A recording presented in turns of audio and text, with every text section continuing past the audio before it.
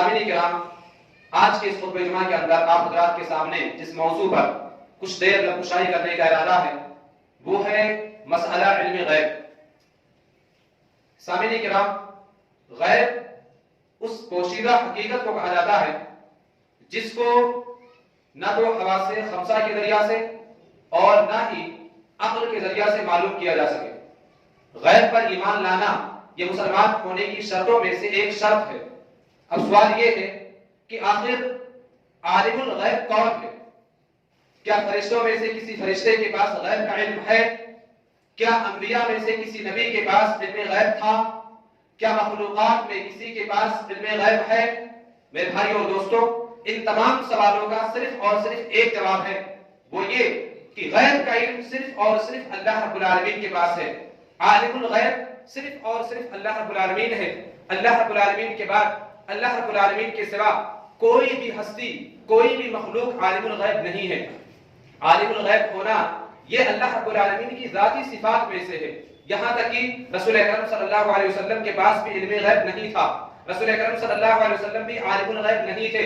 اللہ رب العالمین نے تمام مخلوقات میں سب سے زیادہ علم رسول اکرم صلی اللہ علیہ وسلم کو عطا کیا تھا، لیکن اللہ رب العالمین نے اس کے باوجود رسول اکرم صلی اللہ علیہ وسلم کو غیب کلی عطا نہیں کیا تھا۔ اللہ رب العالمین نے نبی کریم صلی اللہ علیہ وسلم کو غیب عطا نہیں کیا تھا، کیونکہ قرآن کریم کے اندر کہیں بھی عالم الغیب کا لفظ غیر اللہ کے لیے اللہ رب العالمین نے استعمال نہیں کیا ہے۔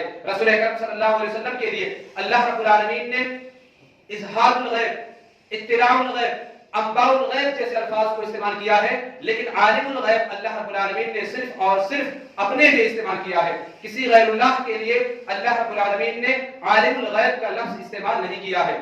لیکن اس کے باوجود مسلمانوں کا ایک مخصوص طبقہ ایسا ہے جو رسول اکرم صلی اللہ علیہ وسلم کو عالم الغیب مانتا ہے، اور صحابہ کرام، تابعین اعظام، تبع تابعین اعظام، محدثین کرام، مفسرین کرام، فقہاء اعظام، تمام لوگوں کا یہ متفقہ عقیدہ تھا کہ عالم الغیب صرف اور صرف اللہ رب العالمین ہے۔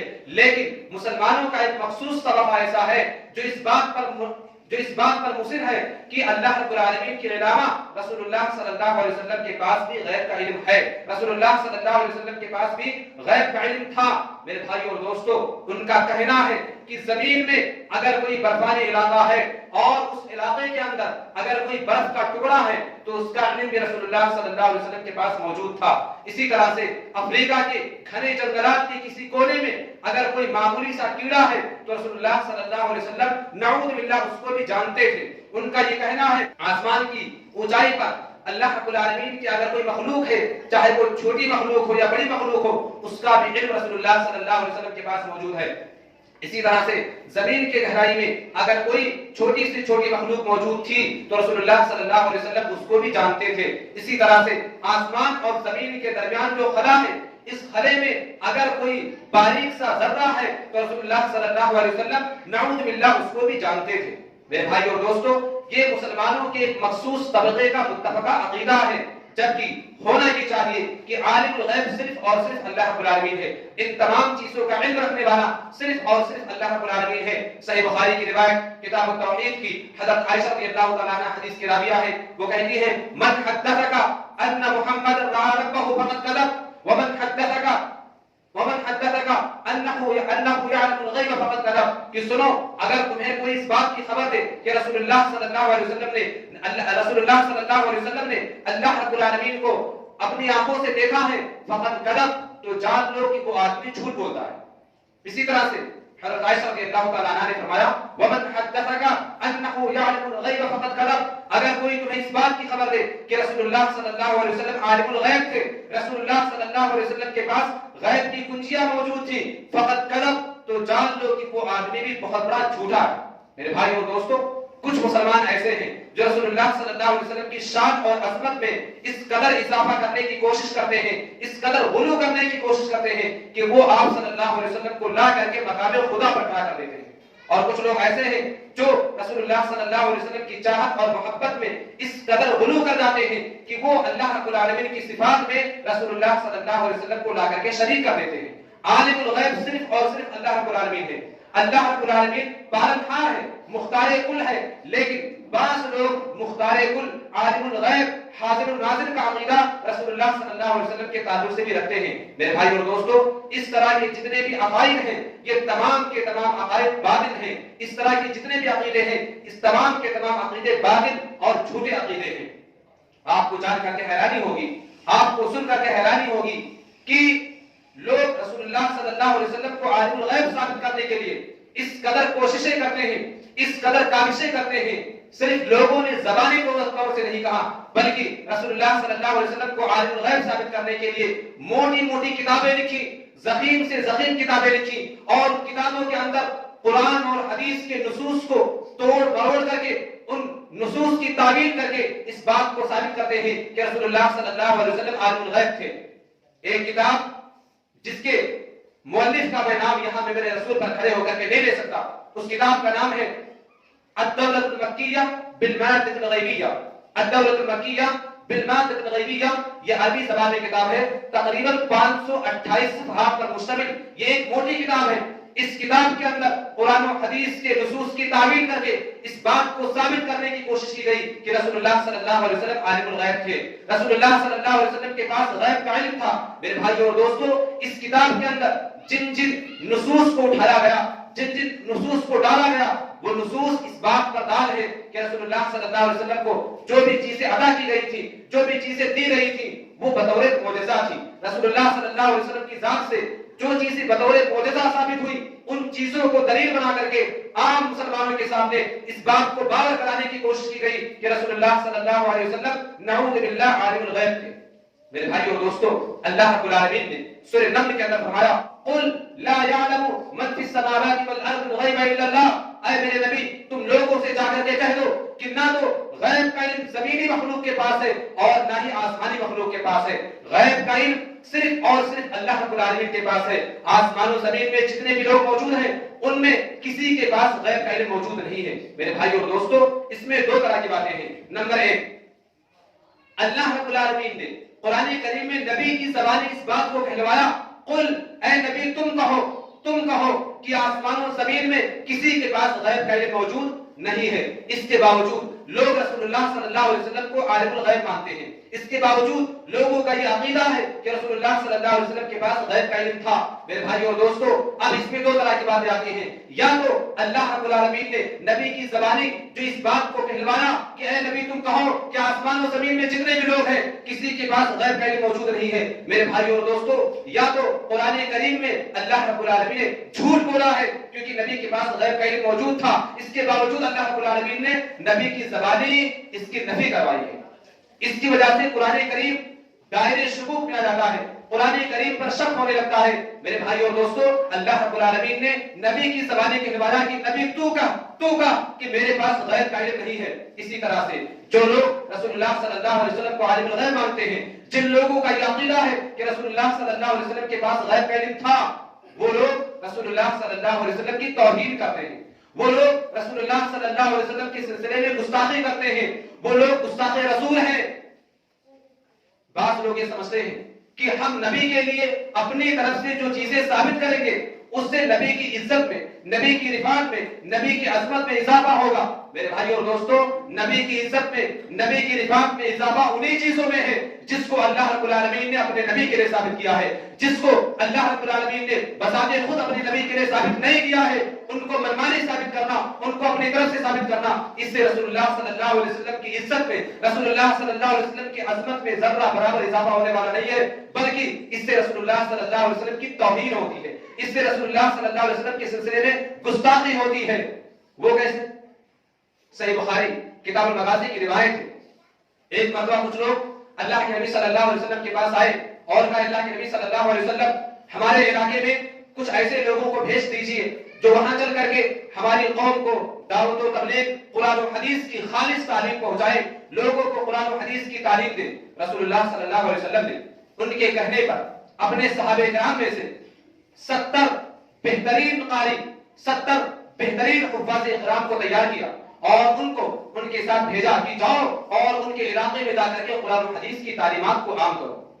جب وہ لوگ بیر معونہ پر پہنچے، یہ کنویں کا نام ہے، جب وہ لوگ اس کنویں پر پہنچے اور انہوں نے وہاں پڑاؤ ڈالا تو ان ظالموں نے ان 70 قاریوں کی گردنوں کو کاٹ کر کے الگ رکھ دیا۔ یہ واقعہ سیرت کی کتابوں میں بیر معونہ کے نام سے جانا جاتا ہے، جو سن 4 ہجری کو پیش آیا تھا۔ جب صحابہ کرام نے پڑاؤ کیا، ان ظالموں نے 70 صحابہ کرام کی گردنوں کو کاٹ کر کے الگ رکھ دیا۔ میرے بھائی اور دوستو، اب سیدھی سی بات ہے، موٹی سی بات ہے کہ اگر رسول اللہ صلی اللہ علیہ وسلم عالم الغیب تھے تو آپ نے 70 صحابہ کرام کو ان ظالموں کے ساتھ کیوں بھیجا تھا؟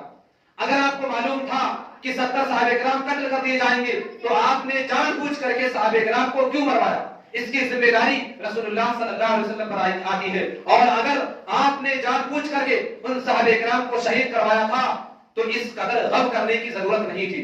صحابہ کرام سے منقول ہے، وہ کہتے ہیں کہ ہم نے رسول اللہ صلی اللہ علیہ وسلم کو کبھی اتنا غمزدہ نہیں دیکھا جتنا 70 قاریوں کی شہادت پر دیکھا تھا۔ صحابہ کرام فرماتے ہیں کہ اللہ کے نبی صلی اللہ علیہ وسلم کو اس قدر غم لاحق ہوا ان 70 قاریوں کی شہادت پر کہ زندگی میں کبھی ہم نے اپنے نبی کو اتنا غمزدہ نہیں دیکھا تھا۔ وہ نبی جس نے پتھر کھائے، وہ نبی جس نے طائف کے میدان میں اپنے پیروں کو لہولہان کروایا، وہ نبی جس میں آدھار سے خون نکالا گیا، وہ نبی جس کے دندان مبارک کو شہید کیا گیا، وہ نبی جس کے اوپر کوڑے اور کرکٹ کے ڈھیر پھینکے گئے، بہت زیادہ ستایا گیا، وہ نبی جس کے گلے میں کپڑا ڈال کر کے رسول اللہ صلی اللہ علیہ وسلم کے گلے کو گھونٹنے کی کوشش کی گئی، اس نبی نے کبھی اپنی ذات کے لیے اپنے دشمنوں کے حق میں بددعا نہیں کی۔ لیکن جب ان 70 قاریوں کی شہادت کا واقعہ پیش آیا، رسول اللہ صلی اللہ علیہ وسلم اس قدر غمزدہ ہوئے کہ آپ نے 1 مہینہ تک ان ظالموں کے حق میں بددعا کرتے رہے۔ آپ صلی اللہ علیہ وسلم نے 1 مہینہ تک ان لوگوں کے حق میں بددعا کرتے رہے۔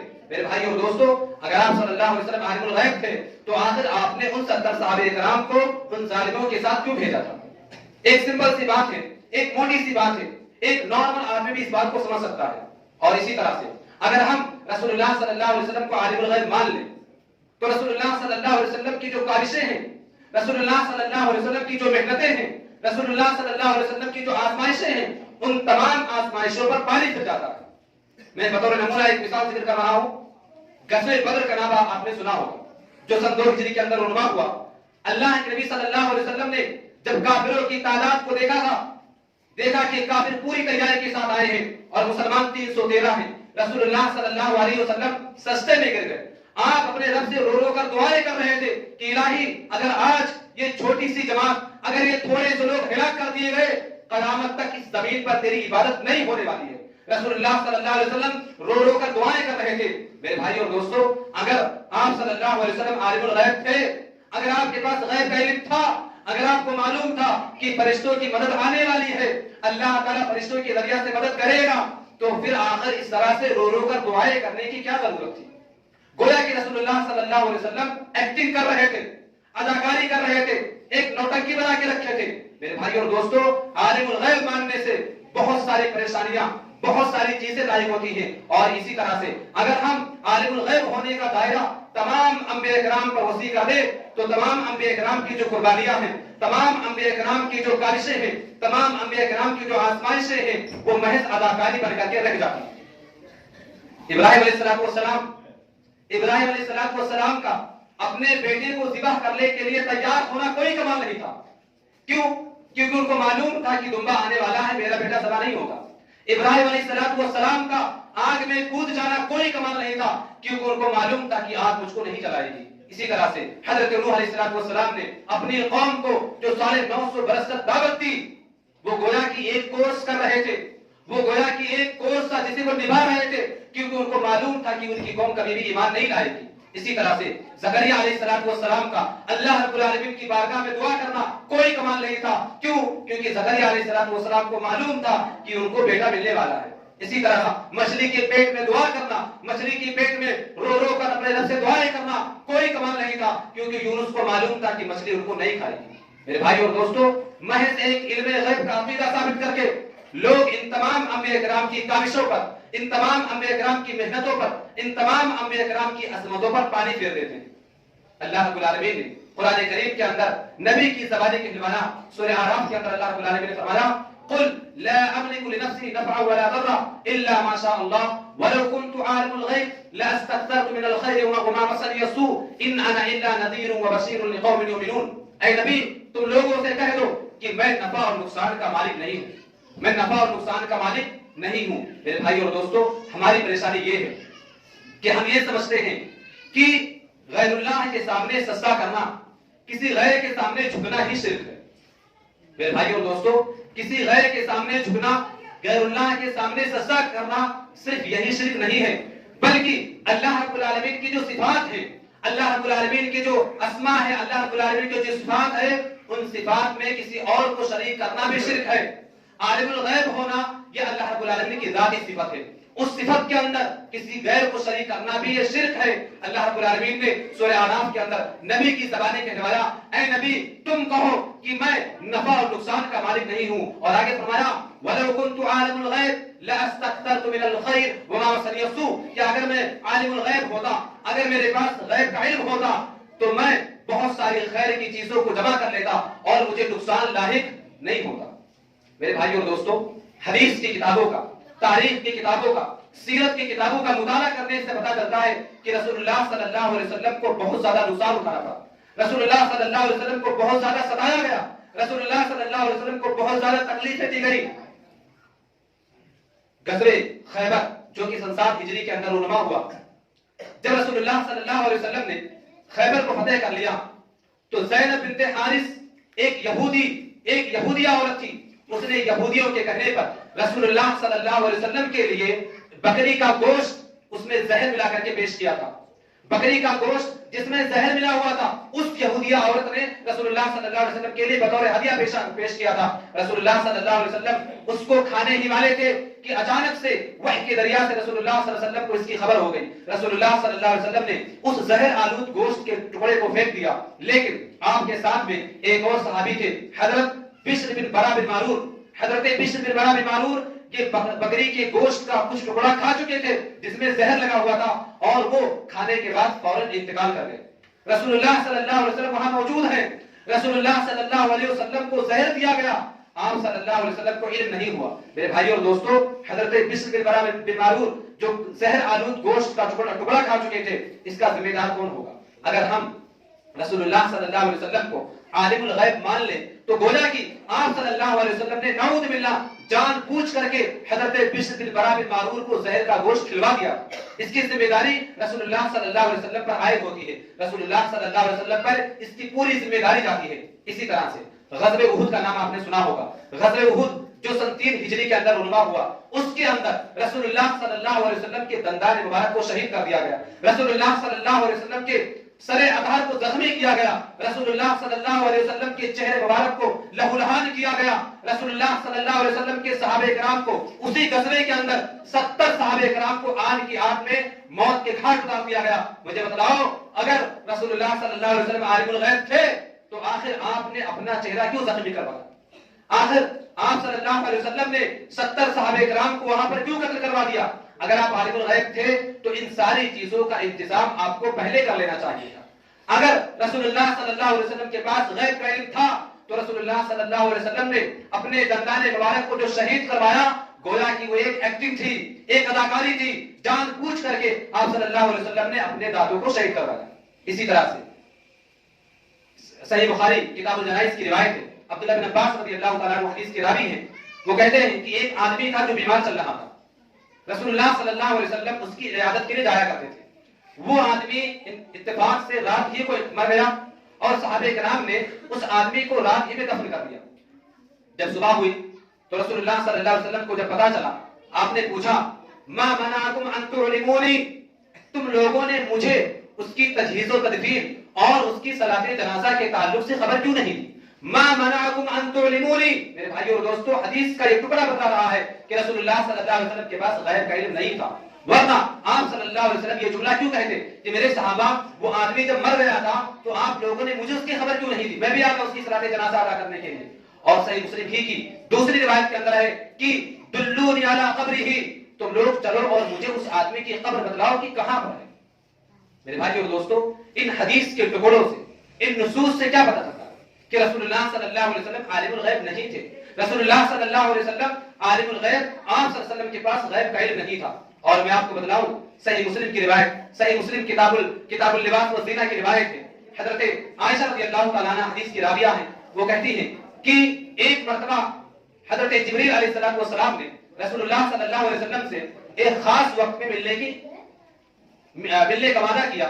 جبریل امین نے کہا کہ میں فلاں وقت آ کر کے آپ سے ملوں گا. وہ گھڑی آ گئی, وہ وقت آ گیا. رسول اللہ صلی اللہ علیہ وسلم حضرت جبریل امین کا انتظار کر رہے تھے اور وہ نہیں آیا. جو وقت تھا آنے کا, اس وقت حضرت جبریل علیہ السلام رسول اللہ صلی اللہ علیہ وسلم سے ملنے نہیں آئے. آپ صلی اللہ علیہ وسلم غمزدہ ہوئے کہ آخر اللہ رب العالمین اور اس کے پیغمبر کبھی بھی اپنے وعدے کی خلاف ورزی نہیں کرتے. آخر آج کیا ہوا کہ جبریل نے جو مجھ سے ملنے کا وعدہ کیا تھا آئے نہیں. حدیث کے الفاظ ہے ثم التفت فإذا جرء كلب تحت سريره فقال يا عائشة متى دخل هذا الكلب ها هنا فقالت والله ما رأيت يا رسول الله فأمر به فأخرج. یہ حدیث کے الفاظ ہیں. رسول اللہ صلی اللہ علیہ وسلم اسی سوچ میں ڈوبے ہوئے تھے کہ آخر جبریل امین کیوں نہیں آ رہے ہیں. فإذا التفت فإذا جرء كلب تحت سريره کہ آپ نے اچانک سے دیکھا کہ چارپائی کے نیچے ایک پلہ بیٹھا ہوا ہے. رسول اللہ صلی اللہ علیہ وسلم نے حضرت عائشہ سے فوراً پوچھا عائشہ متى دخل هذا الكلب ها هنا, یہ کتا یہاں پر کب آیا, یہ پلہ یہاں پر کب آیا. حضرت عائشہ رضی اللہ تعالی عنہا نے فرمایا اے اللہ کے نبی, اللہ کی قسم مجھے نہیں پتا کہ یہ کب آیا. اللہ کے نبی صلی اللہ علیہ وسلم نے اس کتے کو نکالنے کا حکم دیا. جب اس کتے کو نکال کر کے باہر کر دیا گیا تو جبریل امین آئے اور آپ صلی اللہ علیہ وسلم نے ان سے پوچھا کہ جبریل آپ نے مجھ سے ملنے کا وعدہ کیا تھا, آخر آپ وقت مقررہ پر کیوں نہیں آئے. جبریل امین نے وہی وجہ بتلائی کہ اللہ کے نبی آپ کے گھر میں پلہ موجود تھا, آپ کے گھر میں کتا موجود تھا, اور جس گھر میں کتے ہوتے ہیں, جس گھر میں تصویریں ہوتی ہیں, ہم ان گھروں میں نہیں جایا کرتے. میرے بھائیو اور دوستو, حدیث کا جو لفظ ہے, حدیث کے جو الفاظ ہیں متى دخل هذا الكلب ها هنا, عائشہ بتلاؤ یہ پلہ یہاں پر کب آیا. میرے بھائیو اور دوستو, اگر رسول اللہ صلی اللہ علیہ وسلم عالم الغیب تھے, اگر رسول اللہ صلی اللہ علیہ وسلم کے پاس غیب کا علم تھا, تو آخر آپ کو یہ کیسے نہیں پتا چلا جو کہ وہ پلہ آپ کی چارپائی کے نیچے بیٹھا ہوا ہے. جبریل امین کے نہ آنے کی وجہ بالکل قریب موجود ہے, لیکن نبی کو اس کا علم نہیں ہے, رسول اللہ صلی اللہ علیہ وسلم کو اس کا علم نہیں ہوا. لیکن آج لوگ یہ ثابت کرتے ہیں کہ رسول اللہ صلی اللہ علیہ وسلم خلا میں جو ذرات ہیں, خلا میں جو باریک باریک چیزیں ہو رہی ہیں, رسول اللہ صلی اللہ علیہ وسلم کے پاس ان کا علم ہے. رسول اللہ صلی اللہ علیہ وسلم ان کو جانتے ہیں. افریقہ کے گھنے جنگلات کے کونے میں اگر کوئی باریک سا کیڑا موجود ہے, رسول اللہ صلی اللہ علیہ وسلم اس کو جانتے ہیں. رسول اللہ صلی اللہ علیہ وسلم زمین کی گہرائی میں اگر کوئی چھوٹی سی مخلوق موجود ہے جس کو آنکھوں سے دیکھنا ممکن نہیں ہے, آپ صلی اللہ علیہ وسلم اس کو بھی جانتے ہیں. میرے بھائیو اور دوستو, اور اس طرح کی باتیں بلا دلیل کہی جا رہی ہیں, بلا دلیل, اس پر کوئی دلیل نہیں, صرف اور صرف رسول اللہ صلی اللہ علیہ وسلم کی عظمت میں اضافہ کرنے کے لیے, رسول اللہ صلی اللہ علیہ وسلم کی شان کو بڑھانے کے لیے آپ صلی اللہ علیہ وسلم کو عالم الغیب مانا جاتا ہے. میرے بھائیو اور دوستو, میں یہی کہوں گا کہ نبی کی شان, نبی کی عظمت, نبی کی رفعت انہی چیزوں میں ہے جن کو اللہ تعالیٰ نے اپنے نبی کے لیے ثابت کیا ہے. جن کو اللہ تعالیٰ نے اپنے نبی کے لیے ثابت نہیں کیا ہے, ان کو ہم اپنی طرف سے ثابت کریں, منمانی کریں, اس میں نبی کی عزت نہیں ہے, اس میں نبی کی رفعت نہیں ہے, اس میں نبی کی شان نہیں ہے, بلکہ اس سے نبی کی توہین ہوتی ہے, اس سے نبی کی گستاخی ہوتی ہے. اور جو لوگ رسول اللہ صلی اللہ علیہ وسلم کو عالم الغیب مانتے ہیں, وہ رسول اللہ صلی اللہ علیہ وسلم کی توہین کرتے ہیں, وہ رسول اللہ صلی اللہ علیہ وسلم کے سلسلے میں گستاخی کرتے ہیں. سامنے پلہ موجود ہے, چارپائی کے نیچے کتا بیٹھا ہوا ہے, اللہ کے نبی کو اس کا علم نہیں ہوا, اور لوگ یہ دعویٰ کرتے ہیں کہ رسول اللہ صلی اللہ علیہ وسلم باریک باریک ذرات کو صحرا میں, عرب کے صحرا میں جو ذرات ہیں, اللہ کے نبی صلی اللہ علیہ وسلم نعوذ باللہ ان کو بھی جانتے ہیں. میرے بھائیو اور دوستو, یہ صفت صرف اور صرف اللہ رب العالمین کی ہے. اللہ رب العالمین جانتا ہے کہ زمین میں جتنے بھی درخت ہیں, ان درختوں میں جو پتے موجود ہیں, کون سا پتا کب گرے گا, کون سا پتا کب نیچے آئے گا, کون سا پتا کب سوکھے گا, ان تمام چیزوں کا علم صرف اور صرف اللہ رب العالمین کو ہے. اللہ رب العالمین کے علاوہ کسی کو ان تمام چیزوں کا علم نہیں ہے. اور ایک بات یاد ہے کہ جب رسول اللہ صلی اللہ علیہ وسلم کے پاس غیب کا علم موجود نہیں ہے, تو ہمارے زمانے میں جو پیر ہیں, ہمارے زمانے میں جو اولیاء ہیں, ہمارے زمانے کے اندر جو بابا بنے گھوم رہے ہیں, ان کے سلسلے میں غیب کا علم دعویٰ کرنا, علم غیب کا دعویٰ کرنا, یہ بہت بڑی جہالت ہے, یہ بہت بڑی نادانی ہے. جب رسول کے پاس غیب کا علم موجود نہیں, تو آخر کس کے پاس, آخر اور کس کے پاس ہو سکتی ہے. میرے بھائی اور دوستو, غیب کا علم صرف اور صرف اللہ رب العالمین کے پاس ہے. اور ایک اخیر میں ایک اصول بیان کر کے بات کو ختم کر دوں گا. میرے علاوہ اگر آپ کہیں اور سنیں گے تو لوگ آپ کو کچھ ایسی حدیثیں, کچھ ایسے واقعات بتلا کر کے آپ کو اس بات پر ابھاریں گے، آپ کے عقیدے میں اس بات کو داخل کریں گے کہ رسول اللہ صلی اللہ علیہ وسلم عالم الغیب تھے۔ کچھ ایسے واقعات، وقت نہیں ہے ورنہ میں اس بات کو اور تفصیلی کر دیتا۔ میں ایک اصول بتلا رہا ہوں، ان اصولوں کو آپ لوگ اپنے ذہن کے اندر رکھیں اور ہمیشہ یاد رکھیں کہ قرآن و حدیث کو پڑھتے سمے یا کسی بھی واقعے کو پڑھتے سمے اگر یہ احساس ہو کہ رسول اللہ صلی اللہ علیہ وسلم عالم الغیب تھے تو آپ جان لیجئے کہ وہاں پر یہ اصول آپ پھر کریں، فوراً آپ سمجھ جائیں گے کہ رسول اللہ صلی اللہ علیہ وسلم عالم الغیب نہیں تھے۔ اللہ کے نبی صلی اللہ علیہ وسلم کو اللہ رب العالمین تقریباً 4 چیزوں کے ذریعہ سے غیب کی باتوں کو بتلا دیا کرتا تھا۔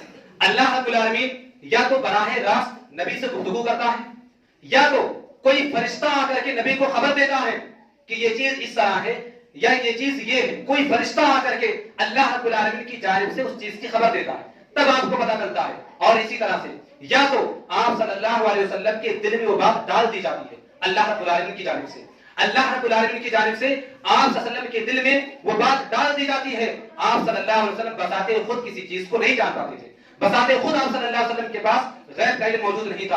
اور اسی طرح سے کبھی کبھی سچے خواب کے ذریعہ سے رسول اللہ صلی اللہ علیہ وسلم کو کچھ چیزیں بتلا دی جاتی تھی۔ میرے بھائی اور دوستو، آپ مجھے بتلائیں، اگر کسی چیز کی خبر دینے والا ایک دوسرا آدمی ہے جو کسی ذریعہ سے اس خبر کو دوسرے تک پہنچا رہا ہے، آپ مجھے بتلائیں کیا جس کے پاس وہ چیزیں پہنچ رہی ہیں، جس کے پاس وہ چیزیں آ رہی ہیں، کیا آپ اسے عالم الغیب مانیں گے؟